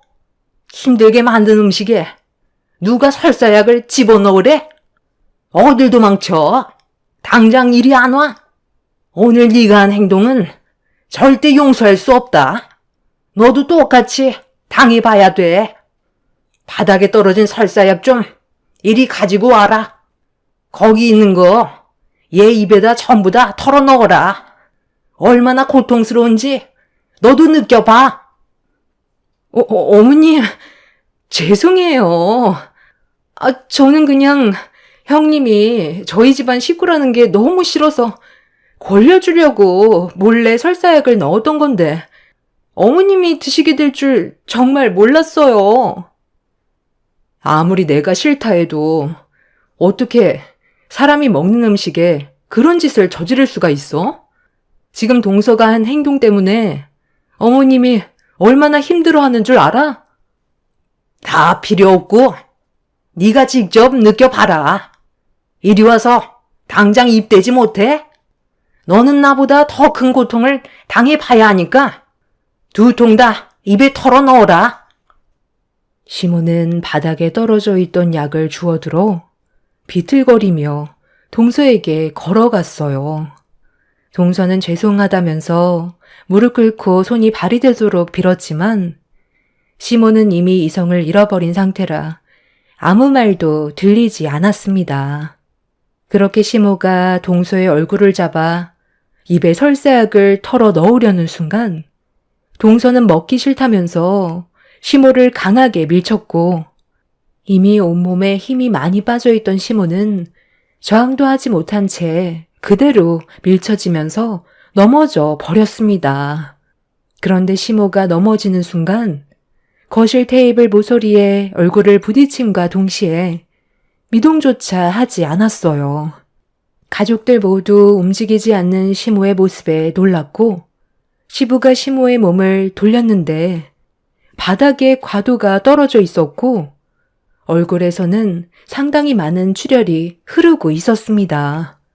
시부는 바로 119에 도움을 요청하라면서 정신을 잃은 시모에게 계속 말을 붙였어요.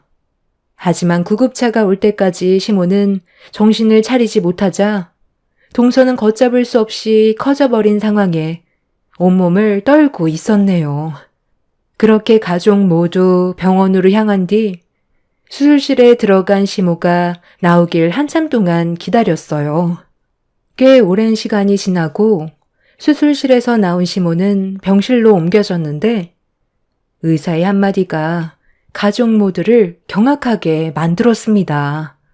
시간이 지나면 깨어나겠지만 사고 당시 날카로운 모서리에 눈을 크게 다치면서 양쪽 눈이 거실 테이블 과일 접시에 올려져 있던 가도에 추가적으로 다친 상태라 회복하기에는 힘들 것 같다며 서둘러 이식을 받지 못한다면 평생 앞을 볼 수 없을 거라는 충격적인 말을 듣게 되었습니다. 동서는 그 자리에 주저앉아 버렸고 시동생은 그 말을 듣자마자 동서의 멱살을 잡아 일으켜 세운 뒤 병실에서 난리를 치기 시작했어요. 남편은 상황이 진정이 될 때까지 오지 않는 게 좋을 것 같다면서 시동생이 난리치지 못하게 말린 뒤 동서를 돌려보냈습니다. 결국 이 문제로 시동생은 동서의 얼굴을 보고 살아갈 수 없을 것 같다고 이혼 결정을 내렸습니다. 시모는 이식자가 나타나지 않아 현재까지도 앞을 못 보고 계십니다. 그런데 문제는 여기서 끝난 게 아니었어요. 시모의 몸에 또 다른 문제가 생기게 되었죠.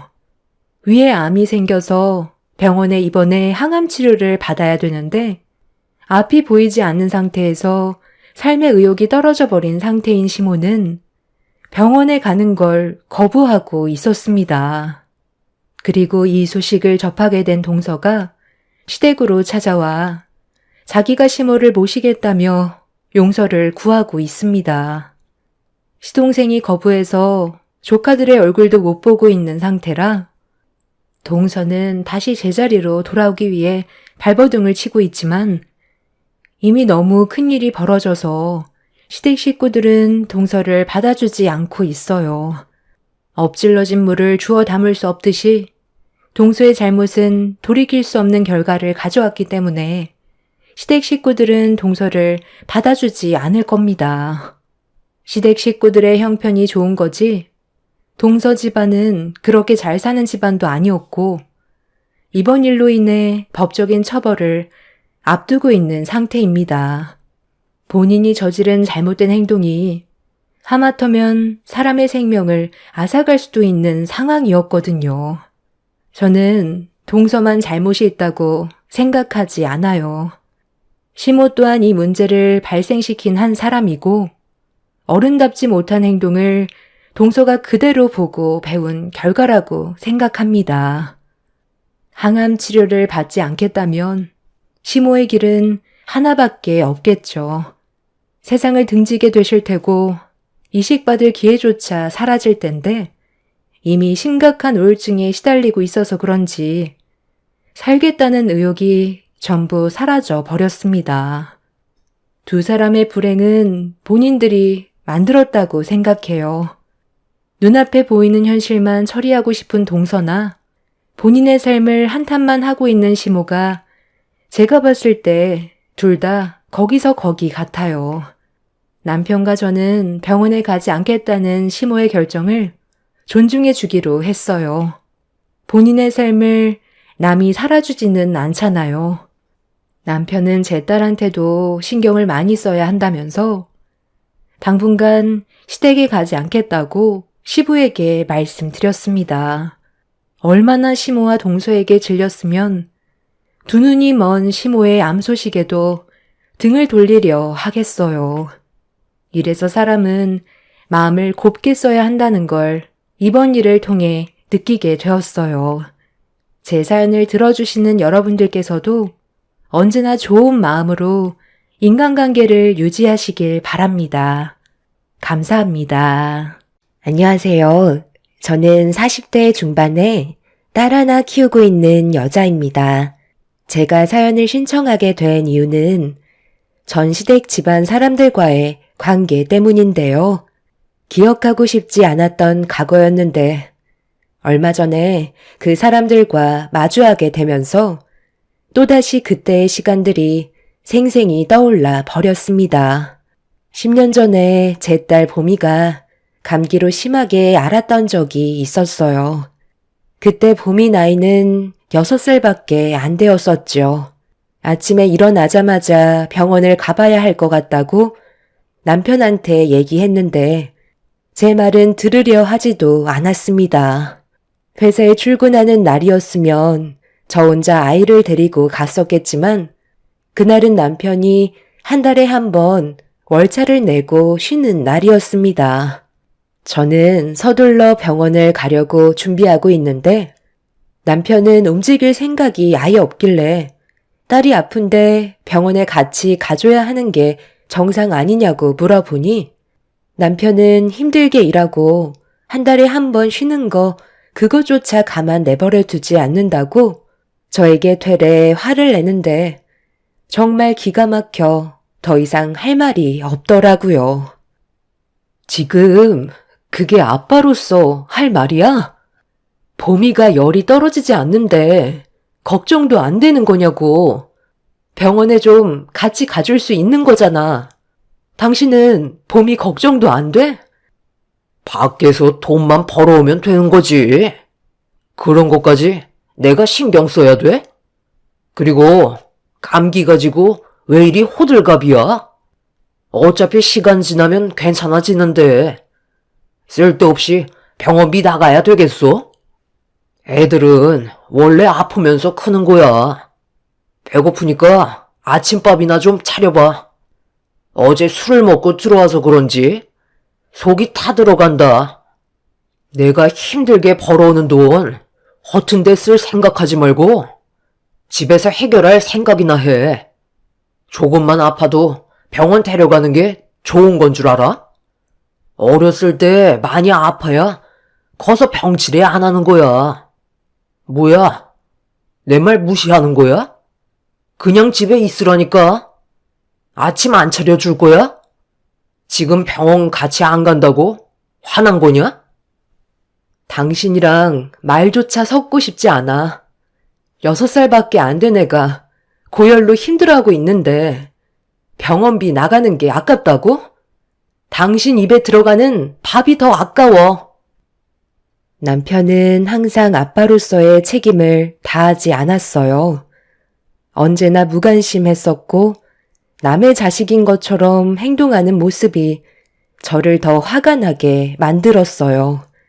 보미가 태어나기 전에는 항상 저에게 잘했었는데 보미가 태어나고부턴 다른 사람이 된 것 마냥 차가운 모습으로 돌변해 버렸었죠. 이런 삶이 반복되니 저도 점점 지쳐가게 되더라고요. 가정의 무책임한 남편한테 점점 더 많은 실망을 하게 되었고 함께 사는 것보단 차라리 이혼하는 게 더 옳은 선택 같아 보였습니다. 아침에 해장국을 차려달라는 남편의 말을 무시한 채 저는 딸을 데리고 병원으로 급하게 달려갔어요. 그리고 병원에서 처방해준 약을 먹인 뒤 친정집으로 향했습니다. 집에 들어가 봤자 남편의 얼굴을 또다시 봐야만 한다는 게 너무 싫었었죠. 그런데 제가 친정에 갔다는 걸 예상했었는지 부모님과 아침을 함께 먹고 있는데 남편이 초인종을 눌렀어요. 저희 집과 친정집 거리가 가까워서 제가 자주 왔다 갔다 한다는 걸 알고 있었던 남편은 문 좀 빨리 열어달라고 재촉하고 있었죠. 문을 열어주고 싶지 않았지만 아침부터 문을 강하게 두드리면서 저희 가족을 부르길래 약 먹고 잠이 든 딸이 깰까봐 어쩔 수 없이 현관문을 열어 주었습니다. 남편은 제가 친정에 있을 줄 알았다면서 아침을 차려주지 않아 저희 부모님 집에서 해결하려고 들어왔다며 곧장 주방으로 향해 걸어갔어요. 장모님, 아침 먹으러 왔습니다. 보미 엄마가 이제는 아침상도 차려주지 않네요. 밖에서 힘들게 돈 벌어다 주고 있는데 밥 한 끼 대접 못 받는다는 게 말이 됩니까? 보미 엄마가 차려주지 않으니 어쩌겠어요. 장모님한테 얻어먹어야죠. 집안의 가장이 이런 취급받는다는 게 말이 돼요? 안 그래요, 장인어른? 나도 좀 전 상황에 대해 대충 듣긴 했다만 자네가 집안의 가장이면 가장답게 행동을 해야 그만큼 대접을 받을 수 있는 거지. 최소한의 기본적인 것도 못하면 대접받을 자격도 없다는 건 당연한 거 아닌가? 아침상 차려줄 필요 없으니까 그만 정리하지. 자기 마누라한테 밥 한 숟갈 얻어먹지 못하면서 여기 와서 밥을 구걸해서 쓰나? 차라리 그냥 식당에 가서 자네가 원하는 해장국 한 그릇 사 먹게. 애가 열이 39도까지 올라갔다는데 눈 하나 깜빡거리지 않았다면서? 아빠의 한마디에 엄마는 남편이 식탁에 앉자마자 상을 치워 버리셨어요. 남편은 당황한 듯한 얼굴로 분위기를 살피더니 사위 대접도 안 해준다며 조도 안 먹겠다고 한바탕 난리를 친 뒤 집 밖으로 나갔습니다. 그동안 아빠도 남편이 저한테 어떻게 하고 있었는지 전부 다 알고 있었기 때문에 좋은 말은 나가지 않았었어요. 그런데 남편이 그날 저희 부모님 집에서 나간 뒤로 엄청난 일들이 눈앞에 펼쳐지고 말았어요. 늦은 저녁이 되어서야 집에 도착했는데 집 앞에 상당히 많은 짐들이 밖으로 빠져나와 있었어요. 너무 놀란 저는 짐을 밖으로 전부 다 내던지고 있는 남편을 보며 소리를 질렀지만 남편은 묵묵히 자기 할 일만 하고 있었습니다. 급하게 거실로 달려가 남편을 말렸지만 저를 강하게 뿌리치면서 이런 취급받느니 차라리 서로 갈라서는 게 좋을 것 같다며 각자 인생 살자고 제 짐을 전부 다 밖으로 내던지고 있었어요. 남편의 행동들을 이해할 수 없었던 저는 도대체 왜 이렇게까지 하는 건지 이유나 알자고 소리를 질렀습니다. 그걸 몰라서 물어? 네가 나를 무시하니까 장인어른 장모님까지 나를 무시하잖아. 내가 이런 취급까지 받아가면서 뭐하러 너랑 살아야 하는데? 변한 건 당신이지. 보미가 태어나면서부터 가정에 소홀했었잖아. 도대체 뭐가 문제야? 집안의 가장이면 그만큼 책임감 있게 행동을 해야 되는 게 당연한 거잖아. 돈만 벌어다 주면 되는 거지. 내가 딸 자식 아픈 것까지 병원을 따라가야 되겠어? 그건 네가 해야 될 역할 아니야? 집에서 육아만 하는 주제에 어디서 큰 소리야? 편하게 놀고 먹게 해주니까 이제 간이 배 밖으로 나왔지? 당신이랑 이혼할 거니까 당장 내 집에서 나가. 내일 당장 서류에 도장 찍을 생각하라고. 보미가 딸이라서 그런 거야? 어머님이 아들 손자를 바라셨는데 딸이라서 당신도 똑같이 행동하는 거냐고. 왜 이렇게까지 하는지 이유를 알아야 납득을 할 거 아니야. 잘 알고 있네. 우리 집안이 뭘 원하는지 뻔히 알고 있으면서 당신은 왜 둘째 가질 생각을 안 하는 건데? 내가 우리 엄마 눈치를 봐야 되겠어? 그래서 이런 식으로 행동하는 건 맞는 거고 아이도 가지고 싶어야 가지는 거지. 지금 삶이 이런데 정신 나갔다고 내가 왜 아이를 가져? 나만 불행해지는 길이잖아. 시모는 아들 손자를 바라셨지만 저는 마음에 내키지가 않았었어요. 둘째를 가진다고 해서 아들을 낳을 수 있다는 보장도 없을 뿐더러 제가 딸을 낳았을 때 시모와 남편의 반응이 저에게 많은 상처를 줬었기 때문에 둘째는 계획하고 싶지 않았습니다. 시모는 제 얼굴만 보면 둘째는 언제 가질 거냐고 재촉하셨고 남편도 같은 마음이었지만 둘째도 딸을 낳게 된다면 저를 대하는 행동들은 더하면 더했지 좋아질 수는 없을 것 같았어요. 그런 상황들이 두려웠던 거고 남편은 그런 제 마음을 알아주지 않았었죠. 제가 아이를 낳는 기계도 아니고 무조건 시키는 대로 해야 된다는 게 너무 싫었었어요. 결국 남편은 집안에 있던 제 짐을 집 밖으로 다 내던지고 나서야 흥분을 가라앉혔고 저는 더 이상 남편과 함께 살아가기에는 어려울 것 같아 결국 저도 이혼을 결정했는데 처음 보는 여자가 저한테 걸어오더니 바닥에 널브러진 짐들을 한번 훑어본 뒤에 저희 집 초인종을 눌렀습니다.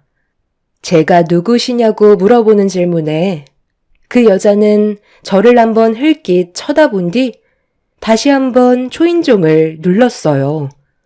남편이 인터폰을 확인했는지 문을 열어주자 처음 본 여자가 아주 자연스럽게 집으로 들어갔습니다. 문이 닫히려고 하는 거 가로막아선 뒤 무슨 상황이냐고 물어보자 남편은 새로 들인 마누라라며 저에게 엄청난 충격을 안겨주었고 남편의 돌발 행동에 경악을 하고 말았습니다.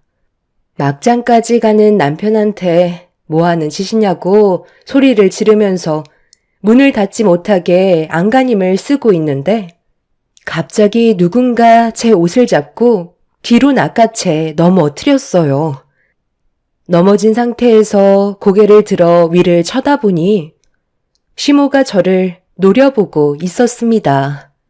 이미 시모는 모든 상황을 대충 알고 있는 듯 보였고 시모가 현관문으로 들어가면서 문이 굳게 닫혀 버렸죠. 너무 갑작스럽게 일어난 돌발 상황을 어떻게 처리해야 될지 몰라 그 자리에서 현관문만 바라본 채 멍하니 있었어요. 아무리 생각해도 이건 아닌 것 같아 현관 비밀번호를 누르고 다시 들어가려 했지만 이미 남편은 비밀번호까지 바꿔둔 상태였어요. 제 딸 보미가 이런 상황들에 많이 놀랐는지 눈물을 멈추지 않길래 일단 딸부터 진정시켜야 할 것 같아 아이를 데리고 친정으로 다시 들어갔어요. 제가 두 눈으로 모든 걸 본 이상 어떤 일들이 펼쳐지고 있는지 확실하게 짚고 넘어가야만 했죠. 그렇게 부모님께 딸을 맡긴 뒤에 다시 집으로 돌아와 현관문을 두드리기 시작했고 한참 동안 문을 열라고 난리를 치자 겨우 문이 열렸습니다. 거실로 들어서자마자 남편한테 뭐 하는 짓이냐고 소리를 질렀어요. 보면 몰라? 당신은 이제 필요 없으니까 새 마누라를 들이려는 거지. 이게 잘못된 건 아니잖아? 어차피 이제 각자 갈 길 가는 건데 무슨 상관이야? 왜 상관이 없어? 우리는 아직 법적으로 부부인 거 몰라? 이런 식으로 행동하면 법적으로 당신이 불리해질 수 있다는 거 모르진 않을 텐데. 그래서 소송이라도 걸게? 지금 어디다 대고 큰 소리야? 네가 애초부터 잘했으면 이런 일이 생겼겠니? 그리고 내가 왜 쓸데없이 돈 낭비를 하겠어? 지금 이 자리는 손님을 맞이하는 자리인 거지? 내 아들이 바람 피우는 건 아니다. 당연히 너랑 정식적인 절차 밟아 이혼한 뒤에 새 며느리로 들을 거지만 그 전까지는 그냥 인사만 주고받는 사이일 뿐이야. 여자는 다른 거 다 필요 없어. 무조건 고분고분하고 남편을 하늘같이 떠받들면 되는 거야. 얘는 너랑 비교 자체가 안 되는 거라고. 당신이랑 내가 같이 살아야 될 이유가 없으면 헤어지는 게 맞는 거잖아. 우리는 지금 아무 사이도 아니야. 내 집에 온 손님일 뿐이라고. 볼일 끝났으면 이제 그만 돌아가 주지 그래. 그리고 최대한 빠른 시일 내에 이혼해 줬으면 좋겠어. 그게 내가 원하는 거고 네가 바라는 거잖아. 더 이상 스트레스 받지 말고 각자 인생 살아가자고. 하정씨, 저희는 그럼 분위기 좋은 데서 식사나 같이 할까요? 여기에서는 제대로 된 대화가 안 될 것 같으니까 장소를 옮기는 게 좋겠네요. 시모와 남편의 행동에 너무 화가 치밀어 올랐어요. 하루 이틀 산 것도 아니고 6년의 시간을 함께 했었는데 자신들이 원하는 아들 손자를 낳아주지 않는다는 거에 저를 내치려는 시모와 남편을 절대 용서하고 싶지 않았어요. 그렇게 화가 머리끝까지 올라온 상태에서 남편의 뺨에 손을 올려붙이려 하는데 그 순간 안방에서 제 딸과 비슷한 또래의 아이가 걸어 나왔습니다. 잠에서 깬 듯한 아이가 눈을 비비며 저를 바라보고 있는데 순간적으로 놀라 그 아이를 멍하니 바라보고 있었어요. 그리고 그 여자아이는 남편 옆에 앉아있던 여자의 품에 안겼고 둘이 모녀 사이라는 걸 알 수 있었죠. 너무 큰 충격을 받아 입을 다물지 못했었어요. 이게 어떻게 된 거야? 저 아이, 당신 아이는 아니지? 뭐가 어떻게 돌아가는 건지 나한테 제대로 설명을 해주지 않으면 정말 가만두지 않을 거야. 왜 내 아들한테 뭐라고 그러니? 지금까지 몰래 아이를 키워왔을까봐? 우리가 그런 미련한 행동을 했을 것 같니? 괜히 위자료 나가게 할 필요 없잖아. 의심스러우면 유전자 검사라도 해보던가. 내 아들과는 피 한 방울도 섞이지 않는 아이다. 그런데 내가 왜 딸린 하정 씨를 받아주려는지 아니? 너보다 100배 1000배 낫거든. 우리 집안 아이야 또 가지면 되니까 문제될 건 없잖아. 사람이 좋으면 단점도 다 이뻐 보이는 법이라고. 내가 원하는 아들 낳아주겠다는데 마다할 이유 없잖니? 어차피 각자 인생 살기로 했는데 이제 그만 신경 끄고 빨리 나가줬으면 좋겠는데 네가 내 눈에서 빨리 사라져줬으면 좋겠다. 저기 기우씨, 이번에 제 딸 서윤이가 치과를 갔었는데 치아가 고르지 않아서 교정을 하는 게 좋을 것 같다고 하는데 치료 비용이 너무 많이 들더라고요. 한 400 정도 하는 것 같은데 이 카드로 긁어도 되는 거죠? 그리고 이 집에 들여올 물건들도 이제 하나하나 새로 장만해야 될 것 같은데 어떻게 할까요? 그거야 하정 씨가 알아서 하면 되지. 그런 건 나한테 안 물어봐도 되니까 하고 싶은 대로 다 해. 치료비가 400만 원 든다고? 그것도 그냥 일시불로 결제하면 돼. 필요한 물건들 있으면 부담 갖지 말고 다 사면 되는 거야.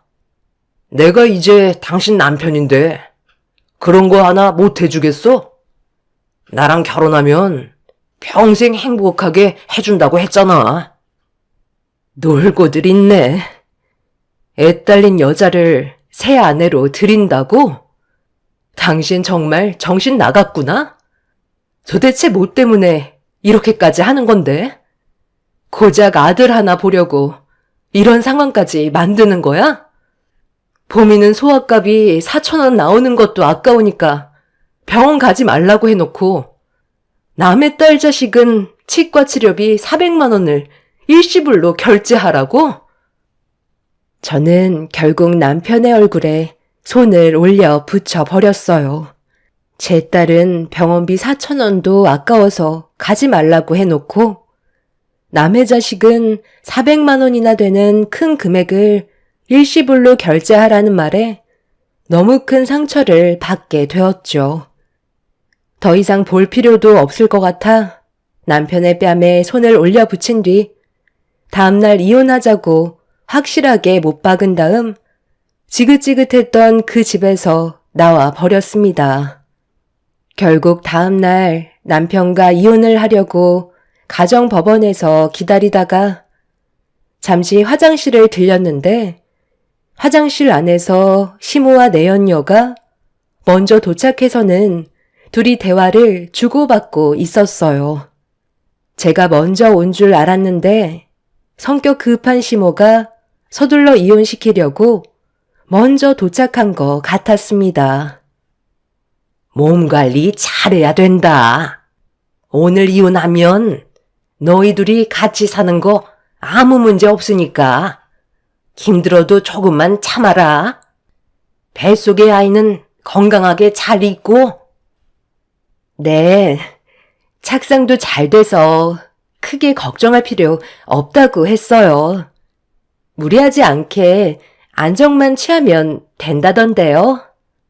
어머님, 오늘 저희 맛있는 거 먹으러 가면 안 돼요? 아유, 왜 안 돼? 당연히 되지. 먹고 싶은 거 있으면 다 말해봐라. 뱃속에 있는 우리 손주, 배가 많이 고픈 모양이네.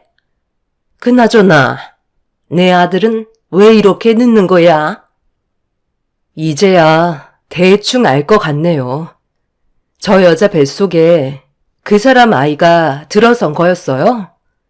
상간소송 위자료 안 주려고 저한테 거짓말까지 하셨는데 이거 어쩌죠? 저한테 딱 걸렸는데요. 합의 이혼하고 끝냈으면 억울해서 어쩔 뻔했어요. 이대로는 이혼 못할 것 같네요. 제대로 준비해서 다시 이혼 절차 밟겠습니다.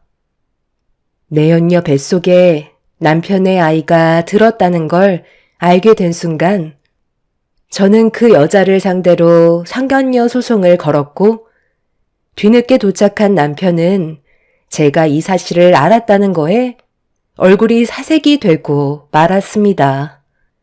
남편은 시모에게 따라오지 말라고 얘기했었는데 굳이 따라와서 제가 다 알게 됐다며 난리를 쳤지만 이미 제 귀로 모든 사실을 들었기 때문에 더는 두고 볼 수가 없었어요. 결국 남편과 내연녀를 상대로 위자료 청구 소송을 진행하면서 제가 좀 더 유리한 쪽으로 이혼을 성사시킬 수 있게 되었죠. 그렇게 남편과 이혼을 하고 난 뒤에 저는 부모님의 도움을 받아 직장을 구해서 생활하고 있었어요. 그리고 내연녀가 출산할 때 아들을 출산했다는 소식 또한 들을 수 있었죠. 본처와 자기 친자식을 버린 그 사람이 언젠가 무너지길 간절히 바라면서 저에게 주어진 삶에 최선을 다하며 살아왔었습니다. 그렇게 바쁘게 살다 보니 어느새 저에게 좋은 사람이 곁으로 다가왔고 과거의 아픈 기억들을 지울 수 있을 만큼 저와 딸에게 많은 사랑을 주는 지금의 남편을 만날 수 있었죠. 현재가 행복해서 그런지 과거의 기억을 전부 잊고 살아왔었는데 전 남편과 이혼을 한 지 10년 만에 제 앞에 모습을 나타냈습니다. 예상하지 못한 상황이라 많이 당황스러웠었어요. 저희 가족이 집으로 들어가려는데 휠체어를 끌며 언덕을 올라가지 못하고 힘겨워하는 한 노인이 집 앞에 있었어요. 그리고 그 모습을 그냥 지나치지 않고 딸이 뒤에서 밀어주었죠.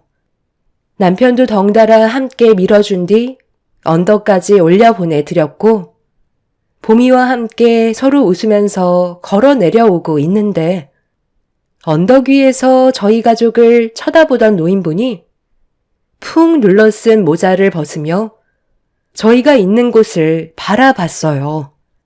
그리고 그 노인과 제가 눈이 마주치게 되었죠.